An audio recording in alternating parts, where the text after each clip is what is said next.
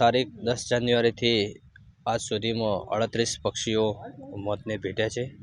ખૂબ દુઃખની વાત છે કે આપણે ઉત્સવ મનાવીએ, સાથે સાથે આપણે સવારે જે વન વિભાગ જે મેસેજ આપે છે કે સવારે 9 વાગ્યા સુધી જો અને સાંજે 5 વાગ્યા પછી પતંગ ન ચગાવીએ તો ઘણા ઘાયલ થયેલા પક્ષીઓ બચશે. આજ સુધી 450 પક્ષીઓ ઘાયલ થયેલ છે. મોટાભાગે જે આપણો જે ઉત્સવ છે એમાં મોટાભાગે દોરાથી ઘવાયેલામાં પક્ષીઓમાં એના જે પાંખ હોય છે એ તૂટેલી હોય છે, એટલે ક્રિટિકલ કહી શકાય. પણ એની વૈજ્ઞાનિક ઢબે ડૉક્ટરની ટીમ, વન વિભાગ, ઝૂ ડિપાર્ટમેન્ટના ડૉક્ટરની સાથે તમામ પક્ષીઓની ઘાયલ થયેલાની સારવાર થઈ ચૂકી છે. આજે 10 પક્ષીઓ ઘાયલ થયેલા અમારા સેન્ટર ઉપર આવી ચૂક્યા છે અને એ સારવાર હેઠળ છે.